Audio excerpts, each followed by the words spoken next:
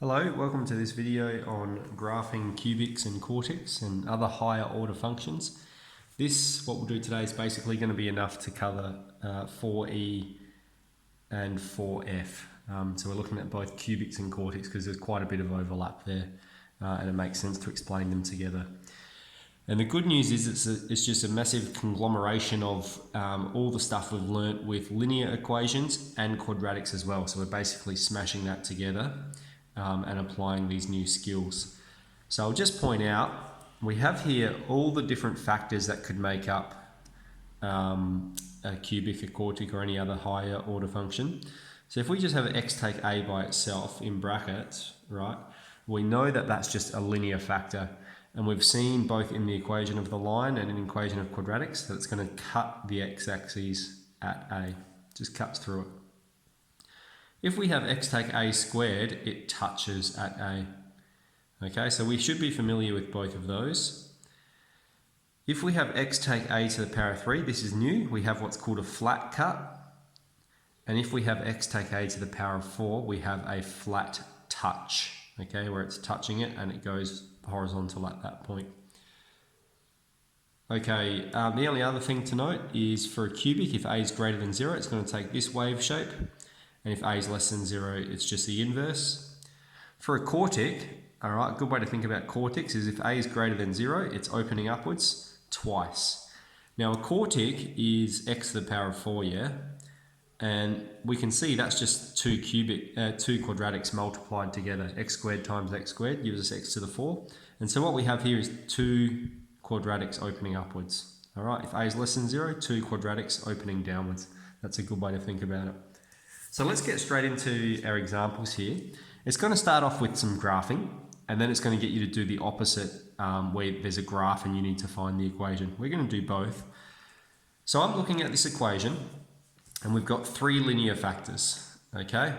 And I can tell by looking at this that it's going to be a cubic, okay? Because if we're going to fully expand it out, the leading power is going to be x times x times x, which would be x to the power of 3, okay? Three linear factors gives us a cubic. And we know with linear factors that that's where it cuts the x-axis. We've got three of this circumstance, okay? So it's just like when we did a quadratic, we would just look at two of them and it cuts the x-axis there. For a cubic, it's cutting the x-axis at 3 points, okay?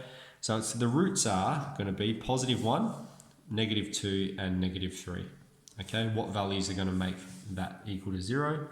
Positive 1 would make that factor 0, negative 2 would make that factor 0, and negative 3 would make that factor 0. Now we've got all the information we'll need. I'm going to plot those points there. There's minus 3, here's minus 2, here's positive 1.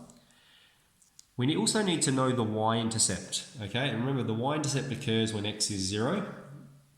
And so that's going to be minus 1 times 2 times 3. Okay, so all I've done is insert 0 into this equation. 0 take 1 is minus 1.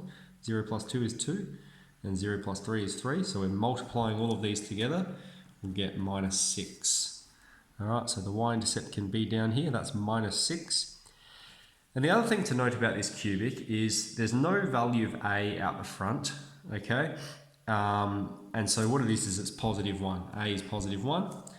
And so if we look back at our diagram here, it's going to take this shape, okay? A is greater than 0, so it's going to take this shape.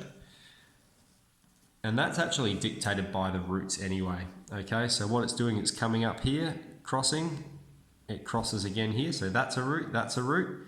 Here's the y-intercept, and here's the last root, okay? So we have root, root, root, and then the y-intercept down there. And remember, it's very important to label our axes x and y.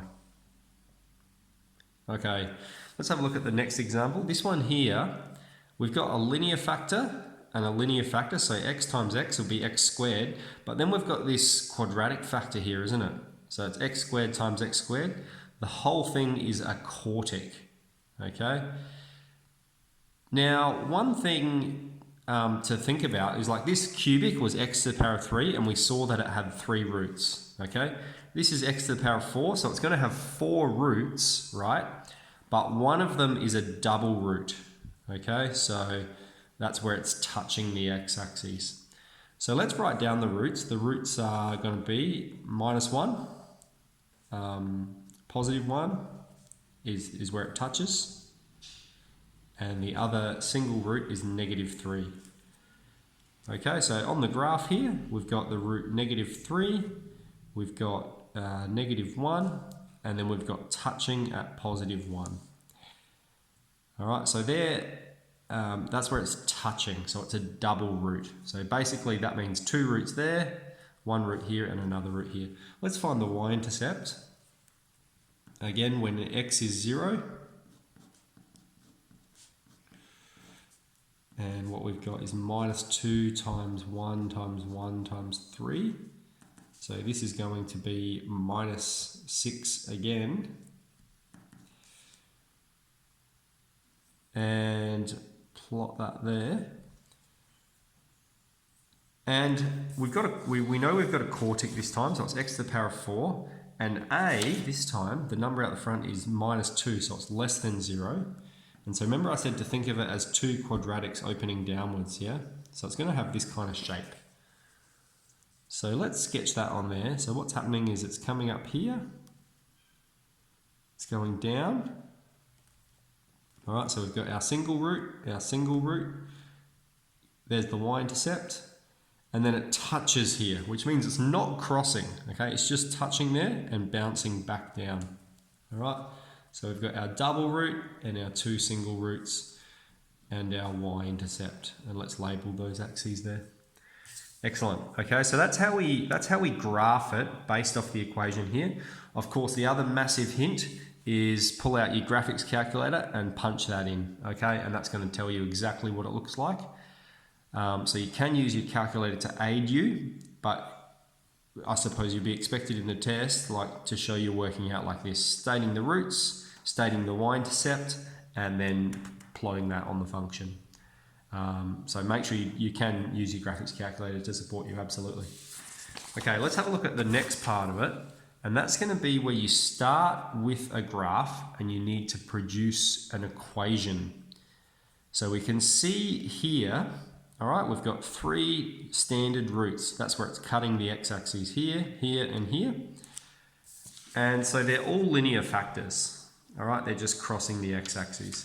You can see it's going to be a cubic as well because there's 3 linear factors. So I'm going to start by writing it like this. We've got y equals a times, now we don't know the value of a yet. We always put it there and we'll calculate it in a moment.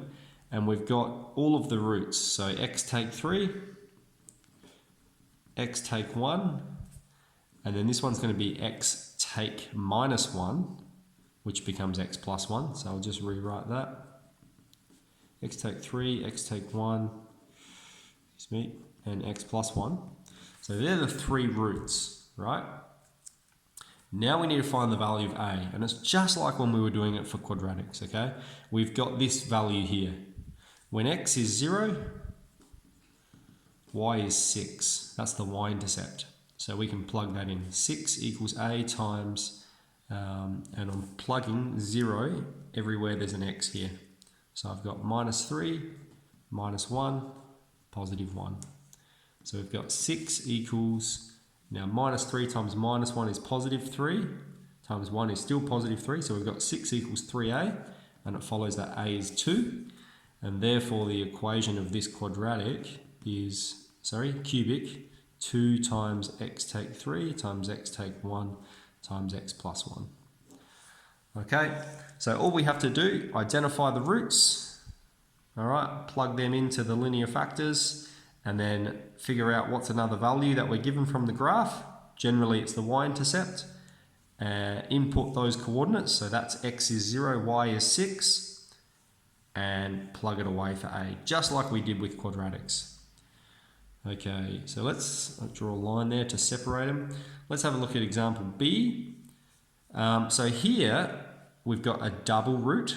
It's touching there, so that's going to be a squared factor. All right, we know that from here. If it touches, it's a squared factor. You might go, yeah, but if it's a really flat touch, it's a quartic factor. Like, how do we tell the difference? And the difference is it's going to be really exaggerated. Okay, that's a normal touch. A flat touch is like hyper exaggerated really horizontal at that point. And I think there might be one question like this in there, and you'll definitely be able to pick it out. Okay, so we've got this it's touching there, so that's our squared factor, and then over here we've got a single linear factor. So we've got a linear factor times a squared factor, x times x squared. It's going to be a cubic, it's x to the power of 3. And so we'll start off, y equals a times, now this first root is going to be x take minus 3. All right, so remember we're always taking away the value. And this root is going to be x take 2, but it's squared because it's touching there. Okay, I'll just fix that up. So that's going to be x plus 3 times x take 2 squared. Now when x is 0, y is 18. So let's plug that information in. 18 equals a times, we're going to have 3, and then times minus 2 squared. So we've got 18 is a times minus 2 squared is going to be positive 4. And so we're going to have here 12a. 3 times 4 times a, 12a. And so we'll get a is 18 on 12, which simplifies to be 3 on 2. And so therefore this cubic, okay, there's 3 factors to it, is 3 on 2.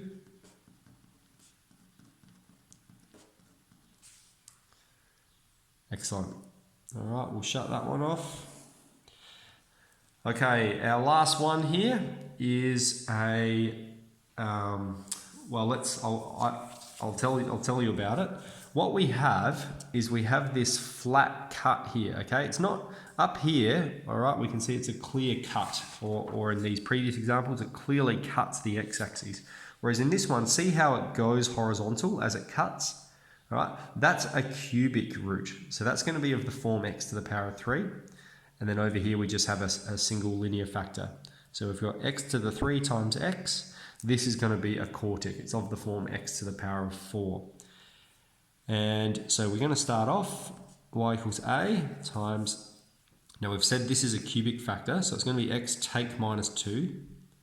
All right, x take away the root, but it's to the power of 3 because it's a flat cut.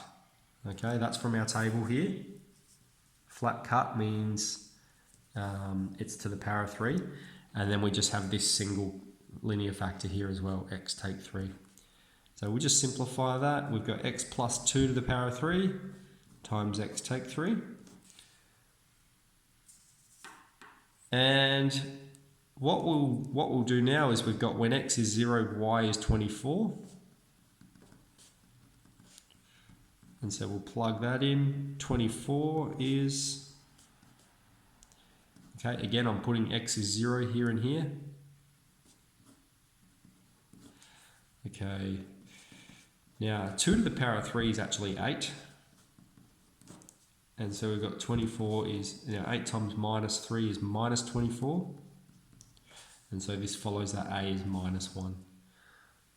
And so therefore, the equation of this quartic is minus 1, x plus 2 to the power of 3 times x take 3. Okay, notice how I don't put the 1 there, it's unnecessary, but I have put the negative because it does have that negative value out the front. All right, so that's enough to do 4E and 4F. And what it is we've just smashed together all the stuff we've learnt with Quartics, with quadratics and lines, and when we're looking at their graphs and extracting the equation. It's quite fun, so I hope you enjoy it, and good luck with it, and remember, don't hesitate to ask any questions.